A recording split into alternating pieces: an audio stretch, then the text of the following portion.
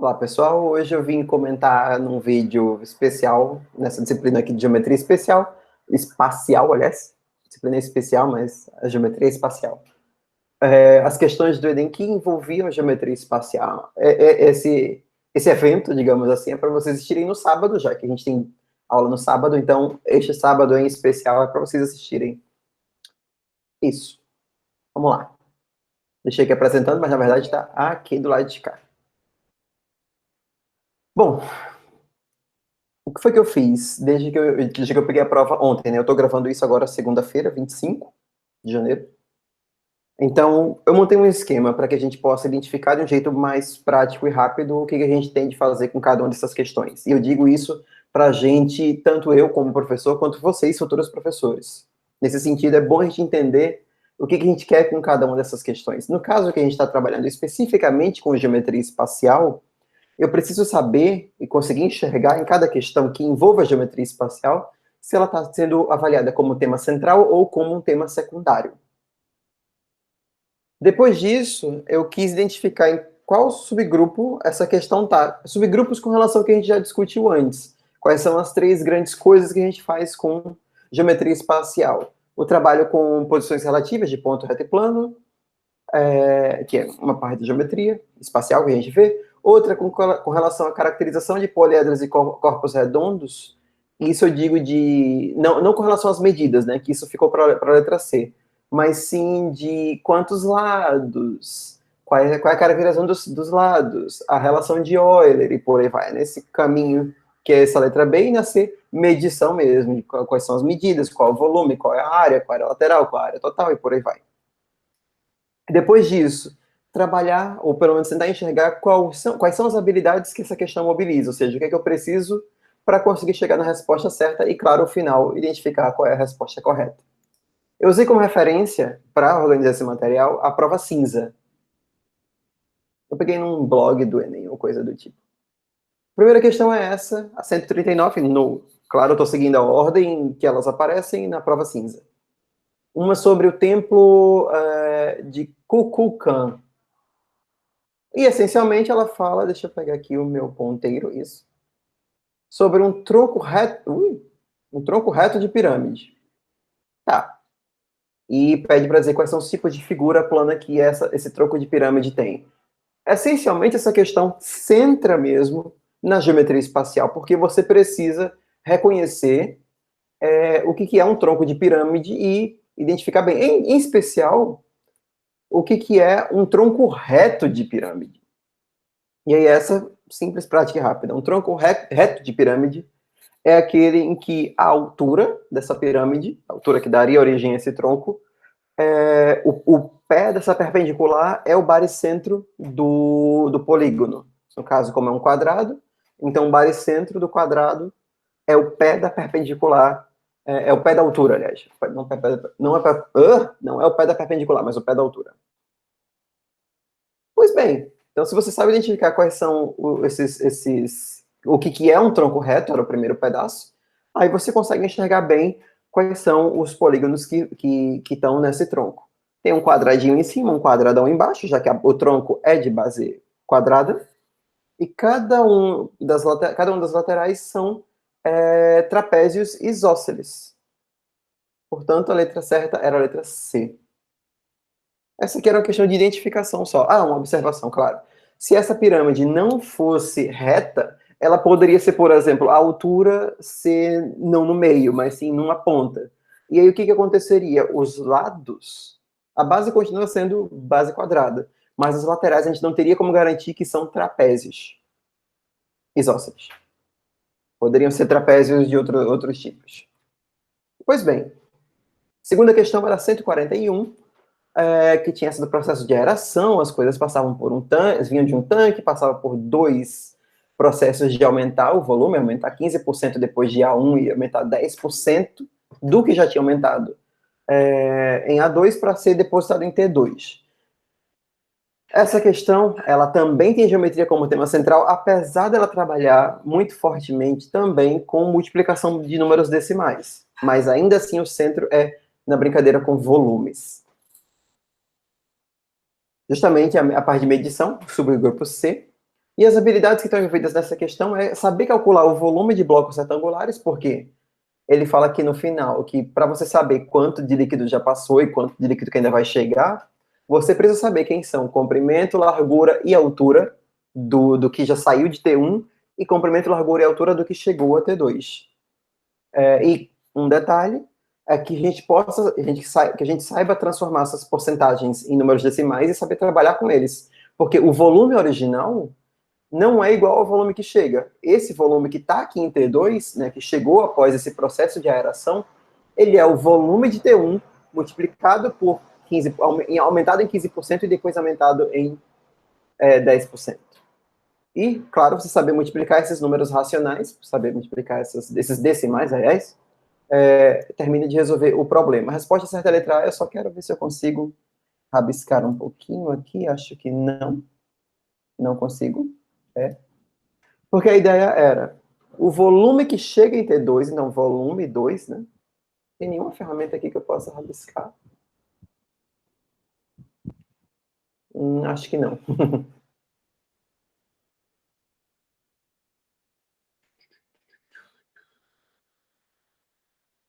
Não. Vou me conformar que eu não posso rabiscar. O volume que está em T2, ele é o volume de T1. Então, quem é volume de T2? Comprimento vezes a largura vezes a altura. Em T2 cadê? Comprimento C2, largura 2L, então o produto disso aqui já dá C vezes L, vezes a altura, que é Y. Então, CLY é igual a o volume de T1, que é, cadê? C vezes L, vezes a altura, que é Y, então ficou, por enquanto, CLY igual a CLX, só que ainda falta multiplicar pelos aumentos, multiplicar por 1,15 e depois multiplicar por 1,1, né, o aumento de 10%.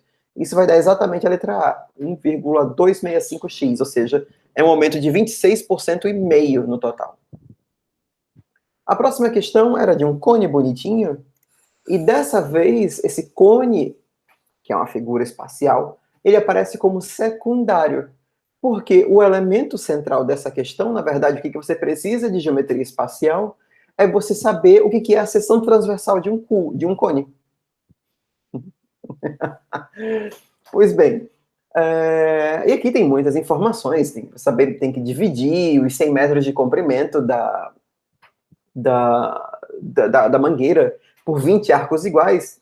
E aí o detalhe é, o arco é na circunferência, ao redor. Por que a gente divide por 20 arcos e não por 20 pedacinhos? Mesma coisa, para cada arco, você consegue associar um pedaço de mangueira indo da circunferência até o ponto onde gera o cone. Então, simplesmente resolvendo aqui com vocês, já para encontrar a resposta, e depois a gente vê quais são as habilidades, são 100 metros dividido em 20 arcos iguais. Então, cada pedacinho de mangueira mede 5, aqui. A seção transversal é um triângulo, passando por esse ponto central aqui no meio, é um triângulo. Então, a gente tem um lado que mede 5, a altura que mede 3, e esse é um triângulo pitagórico clássico, né? 5, 4, 3. Então, o raio é 4, que era o que a gente queria encontrar. Então, a resposta certa é a letra A. E para as habilidades é o que a gente fez agora. Primeiro, dividir números inteiros, que foi pegar esses 100 metros, dividir em 20 pedaços iguais, já dá 5. Depois, caracterizar esse polígono, ou seja, identificar que a seção transversal de um cone que passa pela altura é um triângulo, e saber calcular as medidas em triângulos retângulos. Nesse caso, a gente usou o Teorema de Pitágoras e encontrou a altura certa, 4. Próxima questão é sobre um pergolado, sobre um murozinho esquisito. Essa questão, de novo, ela trata de geometria espacial como um tema secundário. Não é a parte principal, entender esse bloco e tudo mais. O trabalho importante aqui, de novo, é com uma seção transversal desse bloco. E quais são as habilidades? Quais são as ideias dessa? Ele fala que tem o Sol na posição normal, meio-dia. O Sol agora aqui está deslocado em 30 graus. E ele gera uma sombra por baixo desse pergolado. Então tem aqui um bloco, né? Finge que isso aqui é o pergolado. Vai fazer uma sombra, e eu quero que tenha metade sombra e metade sol, para poder ficar aqui a metade da luz, né, do que ele gera ao meio-dia. Então, eu quero saber, essencialmente, se eu sei que esse tamanho aqui é 30, que é a distância entre os pergolados, e eu quero essa altura, e eu sei que este ângulo aqui é um ângulo de 30, então precisa calcular o cateto oposto dividido pelo adjacente. Ou seja, trabalhar com a tangente. A gente tem que conseguir interpretar esses dados para conseguir enxergar, na verdade, onde é que está esse ângulo de 30. Depois, caracterizar essa seção transversal, que é um retângulo, e enxergar, na verdade, que essa sombra tem que estar perfeitinha, para poder ficar metade da área, né? Tem a região ficar metade certinha. Calcular essas medidas, calcular as medidas, aliás, em triângulos retângulos com auxílio da trigonometria, justamente que eu comentei com vocês. A tangente do 30 é o que vai relacionar os 30 centímetros, que é a distância entre os pergolados, entre os blocos, e a altura.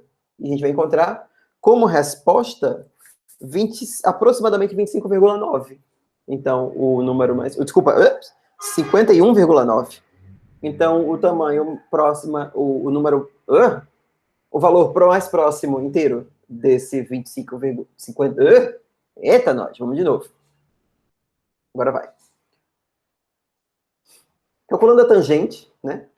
30 centímetros e aqui a altura, a gente vai encontrar que essa altura ela tem que ser aproximadamente 51,9.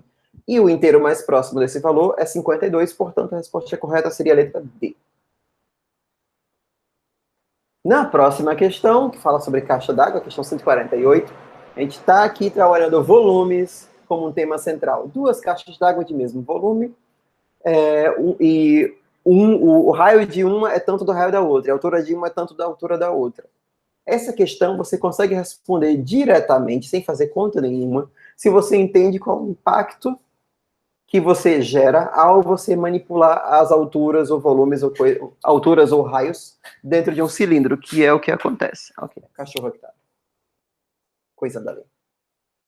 Então, simples assim. Para a gente calcular essa habilidade, para a gente encontrar a resposta dessa, só tem uma coisa, é calcular o volume.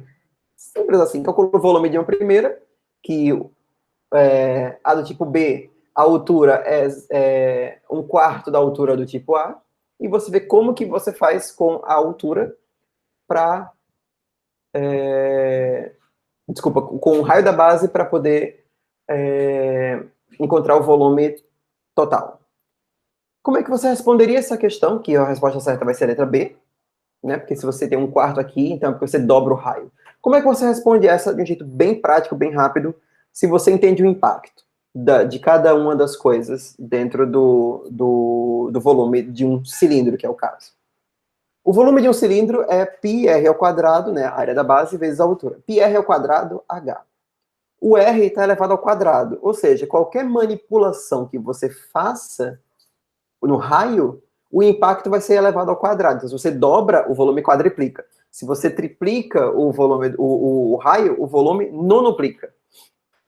E a altura tá só r ao quadrado h, πr ao quadrado h tá solto. Se você dobra, ele dobra. Então, o que aconteceu? Você precisa manter o mesmo volume, sendo que o raio, a altura, desculpa, ela foi reduzida para 1/4.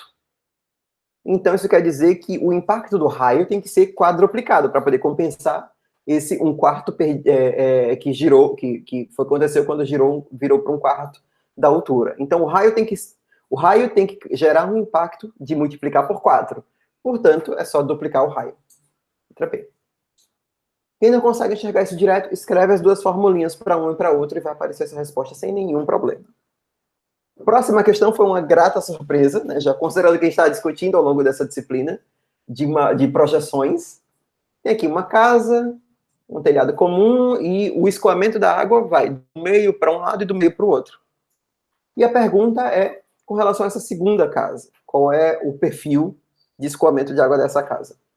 A princípio, a gente não tem todas as informações, porque do jeito que está representada essa casa, a gente vê que tem um escoamento para cá, um escoamento para cá, um escoamento para frente.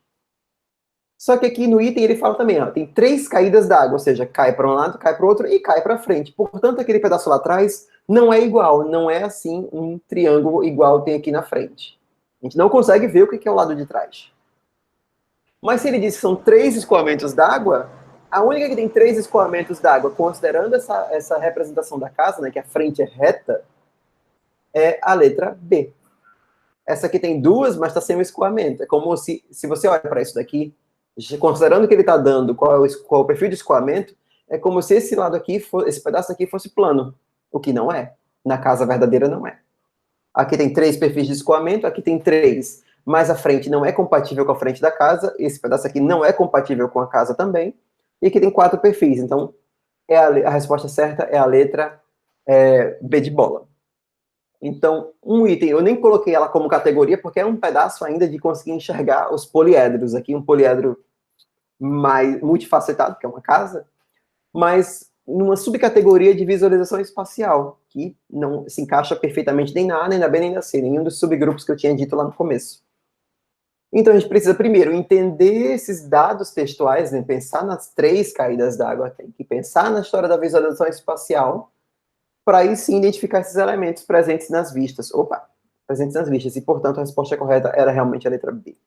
Uma outra surpresa foi essa questão 160, que também também vem de projeções e vistas. Um objeto tridimensional e você quer ver quais são as vistas por cada um dos planos, né? O frontal, o superior e o lateral. No caso, o lateral esquerdo. O lateral direito, depende do que você considera como frontal.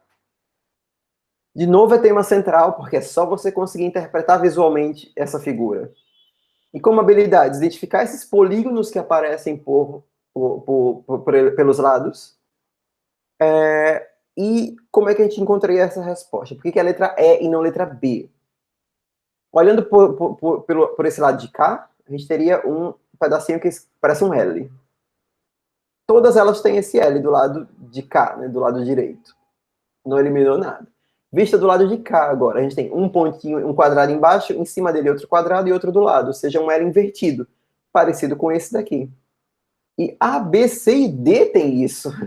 Ou seja, a gente só eliminou, desculpa, A, B, D e E. Essa aqui é a letra C. Só a letra C que dançou. Continuando, agora olhando por cima.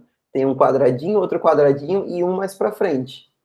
Exatamente como está a letra A.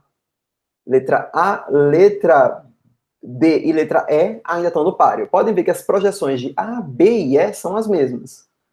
O que vai fazer diferença de uma para outra é a posição. Simples. Todas as projeções elas têm que ser compatíveis, elas têm que casarem um com o outro. Vejam que aqui a projeção está numa certa altura. Mas a projeção para esse outro lado está numa altura um pouco mais acima. Como é que pode um objeto projetar aqui assim e com a luz na mesma posição projetar para cima? Não dá, a gente elimina a letra A por causa disso. Mesma coisa acontece com a letra B. Aqui, ó, tá 2 distante da borda. E essa outra projeção tá 1 distância da borda. Portanto, também não é a letra B. Na letra E, tudo tá lindamente compatível. Aqui, ó, 2 a distância da borda, 2 a distância da borda. A altura também, ó, 2 a distância, 2 a distância. E aqui a distância 1, aqui a distância 1. Por mais que a gente não tenha certeza se essa figura tá mais para frente ou mais para trás, a gente consegue eliminar as outras possibilidades, no caso A e B, porque as projeções não são compatíveis com a existência desse objeto no meio. Por isso que a resposta certa é a letra E. Continuando nessa nossa jornada, a gente tem aqui um prisma que tem que ser enchido para pegar esse trocinho aqui. Inclusive, esse me lembra que ano passado teve uma prova no Big Brother que era bem parecida com isso. Quando eu vi essa questão, eu lembrei do Big Brother. De novo, a gente tem como tema central o cálculo de volumes. E aí a gente tem que saber calcular o volume do sólido e saber divisões entre números. Essa questão é bem simples, bem rápida para fazer. Você tem que saber calcular o volume de um bloco. Eu quero que chegue até a altura de 15. Então, eu tenho que já subir 8, tem que subir mais 7. Então, o volume a ser preenchido é 7 vezes 3 vezes 4. Nem sei que número é esse. É 7 vezes 3 vezes 4. E para fazer essa água subir, são bolinhas de 6 centímetros cúbicos cada. Ué, eu tenho 7 vezes 3 vezes 4. Eu vou pegar esse 4 e desmembrar em 2, 2. Então, fica 7, 3, 2, 2. Esse 2, 2 no meio vira um 6, né? Quando eu multiplico. Então, fica 7, 6, 2. Se eu divido por 6, né? Que é o volume de cada bolinha, fica 7 vezes 2. 14, a letra A. Então, a gente precisa saber calcular bem a divisão de números inteiros para poder chegar na letra A. 14 bolinhas são suficientes. A próxima questão é de uma caixa d'água e, essencialmente, isso é um trabalho de escalas. Por isso que eu coloquei como tema secundário. Só que, para isso, a gente tem que saber calcular essas medições em blocos muito bem feitos. Então, o primeiro passo era calcular o volume, né?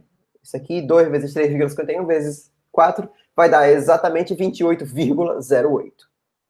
Centímetros cúbicos é o equivalente a mililitro. E aí você pode usar tanto jogar os litros para mililitros, quanto mililitro para litro, para poder você enxergar qual é o fator de multiplicação do volume da maquete para o volume do todo, o volume da caixa d'água. Só que aqui tem um cuidado que a gente tem que tomar, uma coisa que a gente tem que tomar muito cuidado. O volume, ele está multiplicado em 100 mil. O volume de 28.080 litros é 1000 vezes o volume dessa maquete. Aí, aparentemente, a gente marcaria aqui o 100 mil. Desculpa, 100 mil não, 1 milhão, gente. Tô ruim de números. 1 milhão. Aí parece que seria essa aqui a resposta. Porém, lembrem-se que a maquete, a escala, ela é uma escala unidimensional. Então, a gente tem que recuperar o fato, a proporção entre o lado da maquete e o lado do todo. Se o volume tridimensional, o impacto é tridimensional, voltando àquela história do cilindro lá, o impacto de cada dimensão, multiplicando cada uma delas por um fator, e eu quero que o global seja multiplicar por 1 milhão, que é 10 a sexta, então é porque cada um dos lados tem que estar multiplicado por 100. Um lado vezes 100, outro lado vezes 100, outro lado vezes 100. São essas mesmas medidas, só que multiplicadas por 100 vezes 100 vezes 100, que dá exatamente 1 milhão. Por isso que a resposta certa dessa é a letra B. A proporção é de 1 para 100. Ou seja, os lados dessa caixa d'água são 200 centímetros, 351 centímetros e 400 centímetros. A próxima questão... Opa, pulei alguma coisa? É isso mesmo. A próxima questão, ela é uma também secundária, porque esse trabalho tridimensional é só para a gente brincar com os lados. A gente tem que saber medir, a gente tem que manter essa proporção, né, já que o sólido, a escala tem que ser preservada. E a gente tem que interpretar dados textuais, porque tem muita informação numérica para a gente conseguir encontrar o tamanho que a gente quer. Quando ele fala aqui que a maquete, né, a coisa a ser colocada aqui dentro tem que ficar a 1 distância das bordas, então o tamanho máximo que ela pode caber com relação a esta dimensão é 8, para sobrar 1 centímetro para cima e 1 centímetro para baixo. Notem que como a base é quadrada, então se aqui mede 6, aqui mede 6, também vai caber tranquilamente. Então 6 e 6. Ok. E a altura dele todo é 100. Então, a altura desse aqui todo, se a gente for considerar a proporção, né? O que era 50 virou 6 centímetros, então o que é 100, que é o dobro, vai virar 12 centímetros. Letra A, não. Porque ele também quer que tem que existir 2 centímetros entre o topo da esfera e a tampa da caixa. Então, além dos 12 centímetros, tem que ter mais 2, os 14, para a gente ter essa altura da caixa. Então, a resposta certa era a letra B. A gente tem que saber as operações elementares para somar, subtrair e tudo mais. E multiplicar por 2, ou, enfim, todas as coisas de proporções básicas com números inteiros. A próxima questão, que eu me lembro, é a última. É a última, isso. É uma questão que também não é central. A geometria espacial, ela está aqui como tema secundário. E na hora de categorizar como subgrupo B ou C, eu não consegui. Porque ela tem tanto o elemento de visualização espacial, de saber que como que esse volume vai ser preenchido, como saber entender bem. Você pode usar, por exemplo, o princípio de Cavalieri para enxergar esses volumes à medida que o tempo vai passando. Aqui eu volto um pouco que eu comentei com vocês um pouquinho na semana passada com relação às habilidades espaciais. E aqui seria importante, a pessoa ter a habilidade de conseguir enxergar o que vai acontecer com relação ao tempo. a dimensão tempo vai ser fundamental para que a gente consiga ver, ou pelo menos imaginar como que isso vai fluir. Por isso, tanto na habilidade 1 quanto na habilidade 2, eu coloquei que variam com o tempo. Como é que é essa garrafa sendo enchida com o tempo? E como que eu vou transportar, como que eu vou transformar este dado num gráfico também com relação ao tempo? Simples. Até mais ou menos aqui, a gente tem o que parece ser um cilindro. Ou seja, a taxa de enchimento vai ser constante. Para cada alturazinha que você cresceu, até aquele quase meio, você vai ter o mesmo tempo para fazer isso aqui. No primeiro trecho, né, na primeira metade, parece ser um crescimento que é constante, ele não acelera. É um crescimento constante, atenção, ou seja, a altura vai subindo constantemente, sem acelerar. Só que em cada bloco de tempo que você considere, vai ter um volume a ser preenchido. Esse volume, claro, tem a área da base, tem a altura e tudo mais. Quando você chega aqui perto do final, o que vai acontecer? Naquela mesma quantidade de tempo, o volume vai ser constante. Né? A vazão de enchimento vai ser constante. Inclusive, é um dado da questão, que a vazão do líquido no interior da garrafa é constante. Porém, quando chega no final, a base vai diminuindo, ou seja, para você gasta menos tempo para encher um pedaço que é mais estreito. Portanto, nessa reta final, quando você chega no gargalo, você enche mais rápido. E é justamente esse enchimento mais rápido que a letra B tem. Só na letra A e B tem essa primeira etapa de enchimento constante. As outras já podem ser descartadas. E só na letra B é que você tem esse fator de acelerar no finalzinho. Por isso que a resposta certa seria a letra B. Quais são as conclusões que a gente pode tirar, então, dessa prova? Eu anotei aqui também algumas coisinhas interessantes para conversar com vocês. A gente teve 11 questões, a gente discutiu agora 11 questões de geometria espacial. Dessas 11, 6 tinham a geometria espacial como tema central e 6 como tema secundário, como um tema acessório para trabalhar um outro assunto. Ou seja, a história da interdisciplinaridade, só que no caso dentro da própria matemática, entre áreas da matemática. Outra coisa é que quando a gente olha para os subgrupos A, B e C, não teve questão do subgrupo A, ou seja, o trabalho com pontos, retas e planos e as posições relativas tem menos impacto, teve zero impacto, na verdade, no Enem 2020.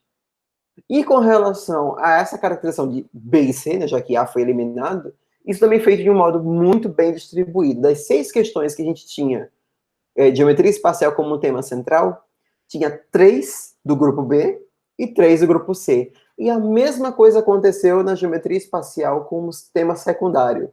2 questões eram do B, 2 questões eram do C, a exceção dessa última da garrafa, que eu consegui enquadrar ela tanto como B quanto como C, ou seja, uma nos 2 grupos. Então, tudo muito bem equilibrado.